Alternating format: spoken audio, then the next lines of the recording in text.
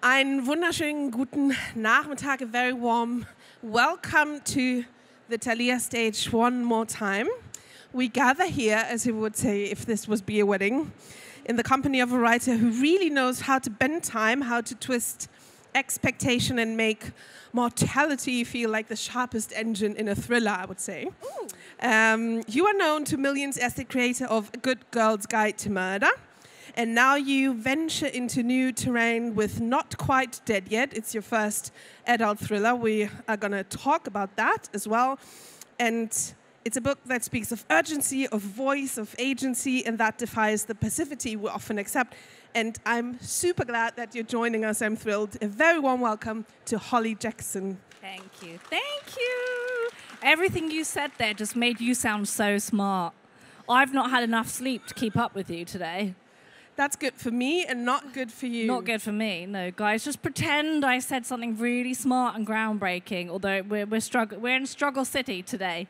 What time did you get up? We've been up since 5 a.m. England time. England. And I'll be honest, I didn't go to sleep until midnight England time, so 5 hours sleep. Interesting setting. But you already agreed to do some signing afterwards, so... Yeah, I know. I did agree to that. You're right, yeah. And my voice is already on its way out. I'm not normally this deep and husky, but I'm kind of into it. I think it makes me sound mysterious. So if my voice does go, soz about that. I'll do a dance or something instead. What do you like the best? Is it the talking, the reading from your book, or the signing part? I like chatting. I quite like chatting in events like this and saying controversial things and then watching the audience all gasp exactly where I planned them to. Nice. For example, whenever anyone asks me about the filming of A Good Girl's Guide to Murder season 1, and some people say, who was your least favourite actor? I go, the one that played the dog, Barney. Terrible actor. And then I say, I'm glad I killed him. And then everyone goes, and I'm like, haha, that's exactly the reaction I wanted. So, very looking forward to this conversation now. I've prepared some very quick questions because I'm interested also in the writing process. So for you, which sentence feels is like the trickiest, the hardest to write? The first one that says hello to the reader, or the last one that says goodbye? No, the first one. Oh, it's so tough. Yeah? Yeah. By the end of writing a book, I'm basically giving Gollum from Lord of the Rings. It's a matter of survival. I don't really care by the end. I'm like, I just need it to be done. But at the start, there's so much pressure on the opening, and because I very much like to write the book as it is, and then when I'm editing, the book doesn't really change that much since the first draft. So I always put a lot of pressure on myself to get the first chapter, but the first sentence right, which means I end up procrastinating a lot. Like, you'll never find me tidying the house unless I have a book to start writing, and then suddenly it's like, oh, maybe I'll vacuum this area. And everyone's like, you've never touched that vacuum cleaner in your life. Why now? And I'm like, maybe I should reorder my bookshelves, color-coded, just anything in order to avoid doing my job. So, how many versions of the first sentence exist? Honestly, only one. Okay, so once I commit to it, it's there. Does finishing a book feel more like arriving at some point, or saying goodbye? Saying goodbye. For me, I know writers, we're all on an entire spectrum of how people do it. I'm a very extreme spectrum. I know I'm not a normal fish, but I very much plot and plan my books meticulously. And when I say meticulously, I mean like obsessively. Like, I know everything that happens in every single scene, clues, red herrings, like everything, before I've even written that first sentence. So by the time I get to the end, hopefully what we have there is sort of a publishable book. Like, you could send it to the printers then and it wouldn't be a disaster. There might be a couple of typos from my sleep-deprived brain, but when I'm editing, you know, it's more a couple of like thematic, cosmetic stuff. I've never done a structural edit in my life. Whereas I know other writers would like to just write a draft out that they haven't really planned, doesn't make sense, and then they like to go and make it make sense after and edit it. But that sounds like hell to me. I think I'd literally rather be a dentist than be a writer that does it like that. I'd rather do anything. Yeah, I was just picking a career that but I'd be bad at. Dentistry. I'd be so bad. Looking at people's mouths all day. Those guys are heroes, honestly. Ugh.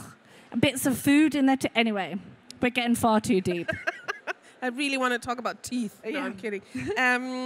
Is there one word or an expression or a phrase you're just in love with and you use way too much and then have to cut it out? In the books, no. I mean, I think what I'm a devil for is a semicolon. And I don't know if I'm ever using it correctly. I think I'm using it correctly, but... What do you like about it? Just that it makes me look fancy and smart. Like, why use a comma when you could use a semicolon? I'm better than this. And then, I'm better than a comma. I'm a semicolon kind of writer. And I think it just makes me look incredibly smart, even though I don't really know when you're supposed to use them. I know it's when you're meant to be two separate clauses that are like... to be honest, it's all on vibes. I go on vibes. So I hope that when they translate it into German, they keep all my semicolons. Can you imagine? It's important to know. Lose now the spirit of the book. Yeah, make sure you count them. There should be at least 1,000. 1,000. We will do that. The vibe for you writing that book was, and the first adult novel, the fun reason is that I wanted to use that swear word. So I was thinking maybe that. I wonder what that swear word is in German. We obviously can't say it, but I bet it's good. It's really good. Is it really good? Yeah. Also, does it start the same way? Yeah. A use sound. That's as far as I'm going, ladies and gentlemen. Don't you worry. We use it in a different way, but it's... Do we? Yeah. Yeah. Not quite the same. Whereas British people just throw that word around. Although this book is American and they don't use that word. It's really forbidden there as well. It's really forbidden. So I was worried that they were going to say, no, you can't say that, Holly. But they didn't. They let me get away with it. What else felt different in writing now? I mean, fiction? Honestly, nothing. It's exactly the same. I do the exact same process. The only thing that's different is that Jet is 27 rather than 17. And honestly, there's not a huge difference between 27-year-olds and 17-year-olds, not in my experience at least. I mean, I'm still a teenager, even though I'm in my early 30s, so that's how it works. But really, exactly the same other than character age and the swear words that I was allowed to use. If anything, I actually think writing this book was easier than writing my last YA book. Why? I don't know why. It might just be the book I'm comparing it to was a really difficult one. But I do think, in a way, writing for a young adult audience is really tricky because they're really paying attention. Are they more critical? They're more critical. You even see on TikTok people like tabbing their books with Post-it notes, like writing clues out. Some of you are laughing. I bet you guys do it too. You make my life terrible. Like, they're really paying attention. Mm-hmm. Whereas I feel like your average kind of like adult thriller reader, they're only half paying attention. They pick up a book to read on the beach. You know, it's not the same. So, I mean, I know most of my YA readers are also reading my adult, so I haven't really escaped from you analytical guys. But I think writing for YA is harder because they are trying so much harder to catch you out. So I have to be like one step ahead of them. Your main character is called Jet. You already mentioned her. Yes. How would you introduce her to us if she would be your friend and coming later to the book fair? Okay, I would say, like, okay, before Jet gets here, let's just have a word. Jet's, she's 27. She might not always act like it. She's sort of stuck in a bit of a rut, which I think is relatable to quite a lot of us in our 20s or early 30s, where you're like, oh my God, what am I going to do with my life? Like, I need to achieve something. So she's very much, she's got a lot of ambition, but not necessarily a lot of drive. She kind of flip-flops between what she's going to do. She dropped out of law school. No one mentioned that to her as a sore topic. But she's fine with it because she knows she's got all the time in the world to achieve something. Apart from in this book, where at the end of chapter 1, someone murders her. Except she's not quite dead yet, if you'll excuse the pun. Because due to a medical anomaly, she finds out, yes, she will definitely die, but she has a week left to before she dies. And so classic Jet, she's like, okay, well, I've only got a week left, so I've only got 1 week to achieve something. So I'm going to do something no one else has ever done before, and I'm going to solve my own murder. So she just can't quit it, that girl. But hopefully she'll learn a few lessons along the way in the book. Would you say she is a good detective? No. She's not a good detective. I don't think I've written a good detective since Pip. Pip was really good at solving mysteries. All my other characters, they're a bit chaotic. They're a bit messy. They've got, a few too many personal struggles going on that they're not, it's not giving Sherlock. They're trying. They really are trying. But, they're sort of, they get in their own way a lot. They are their own worst enemy. But, Jet does an all right job-ish. I'd give her a 6 out of 10. Nice. She tries. Generous. Yeah, she is dying, so let's give her a break. She's dying while she investigates, as you're saying. How did you maintain her voice, her agency, as the body slowly betrays her? Yeah, I shouldn't be smiling gleefully at her body betraying her, but I am. I always wanted to, once I realized the concept and how I was going to go about this time-delayed death for her, I really wanted to bring the stakes home. There had to be some kind of effect on her physicality, which for Jet, she loses the use of one of her arms at one point in the story, which then becomes quite problematic, when she's being chased through the streets and things like that. But what was really fun for me was to play with linguistically, because she has a blunt force trauma to the head is what happens at the end of chapter 1. And because of that, and it's to the right side of her head, she actually starts to lose some of her language. So some longer words she can no longer think of, which obviously affects dialogue. But for me, what was really fun was how it affected the narrative as well. I would start a sentence as the narrative voice, and I'd have to be like, I can't think of a word now, but now I've got it. But I would start typing the word, and then the narrative would sort of stutter out and have to pick a synonym instead. And I just thought that was really fun to sort of put us in the same shoes as Jet, where we also feel frustrated because we know the word we're trying to think of, but the narrative won't let us have it. So, yeah, I had fun trying to find subtle ways of making us imagine what it would feel like to be Jet in these final days. While reading the book, you can really feel that you had fun. And in many reviews, it's being said that your humor, your sardonic voice undercuts the horror. Is humor part of a survival tactic? Oh, yeah. I think for Jet and probably all of my main characters, my books would be pretty bleak if I didn't crack a joke or two as we go through it. I'm thinking of the third book in the A Good Girl's Guide to Murder series. Oof, that, it is heavy, but that would be really heavy if we weren't making jokes about, microwaving people halfway through. If you have no context for what I'm talking about, then never mind. What do you mean microwaving people? I don't do that. But yeah, I often think it's slightly devious on my behalf, because I think that the more I lull you into a false sense of security by cracking jokes with you, making you laugh, you don't realize that I'm going to devastate you by the end of the book. And then I think it hurts so much more if you've come to know Jet and find her funny. The ending will kind of punch you in the gut a lot harder, which is always my intention. I just want to make you miserable, basically. When you have the whole plot played out at the very beginning of it, doesn't it sometimes happen to you that the character does what it wants? No. I'm in charge. No, in charge. I'm in charge. I am God in this house. No, everyone acts exactly as they are supposed to, all according to plan. No one deviates from the structure. If they try, I'll kill them off. I'll write them out of the book. No, I often see writers saying "Oh, then a character, just took it off into their own direction." I'm like, well, stop them. Stick to the plan. The plan is there for a reason. No, my characters do what I tell them to. Is that what you like about writing? Yeah. It's basically like me.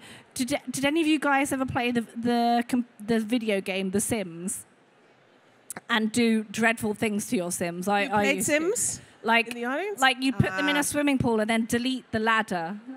and then watch them drown.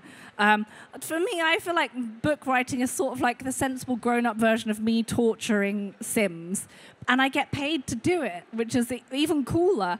So yeah, I think luckily, you know, I decided to become a writer because I think the only other career path open to me would have been serial killer. So I think I picked sensibly.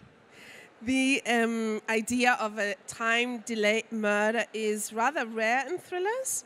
You told Radio Times you were really fascinated by someone dying slowly with like clues unfolding.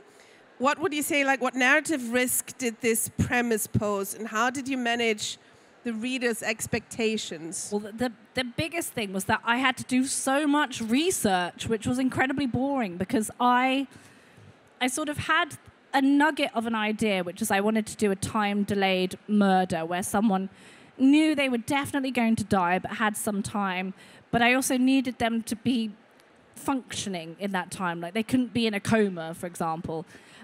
So I had to do a lot of research because I didn't want to do it unless it was medically viable. So if I couldn't have found a way to do it, I was going to be really cruel to myself and say, okay, you can't do that book idea. I know you want to, you're not allowed to. So I did a lot of, oh my God, I knew so much about brains when I was researching this book. And then I actually did something very fancy, which I've never done before, which is spoke to an expert. I spoke to a neurosurgeon. I just found one on the street, kidnapped him, kept him in my basement. That's not true. What did you learn from him? What surprised you? Just brain stuff. Stuff. Basically, I said, I want to do this to this character, and I want this, this, this, and this to happen. How? And he was like, first of all, are you okay? And then we sort of worked it out together. We went back and forth a bit on what I needed, but we came up with something that worked. And then I was like, what did not work, for example? Where did he say, nah, the brain? Well, actually, he might be a bit annoyed at me because we originally agreed something that would work, and then I changed it up on him, and I never told him because it's my book. Where initially we were talking about it being a gunshot wound and a bullet, and I was like, that's so boring. Are you allowed to say that? I've said it now. I was like, that's so boring. I want it to be some kind of like blunt force trauma instead. So I came up with something else along the lines of what we talked about, but I made sure in the acknowledgements, as much as I said thank you to him, I was like, any deviations from the plan are entirely my own. I'm so sorry. It's rather an inspiration, that expert. I think that's fine. Exactly. And you know what? It's poetic justice, but still, it is medically viable what happens in this book. So I see some people on Goodreads saying, oh, this isn't realistic. It is. Shut up, you. And yes, if you didn't know, I do go on my Goodreads and read my reviews because I'm a sicko. But I actually really like reading my 1-star reviews. I find it funny. Is it the ones you read first? Yeah. I pretty forget all the 5-star reviews. I just filter for the 1-star reviews. They're what give me life. I enjoy it. Nice feedback. If we go back to Jet just very quickly, her relationships, like with family, with friends, with exes, they all become, I would say, riddled with some suspicion. Mm. Who do you see as her hardest wall to crack? Is it the betrayal from within or damage she herself inflicted? Oh, it's a good question. I mean, is it the first good question? No, I'm kidding.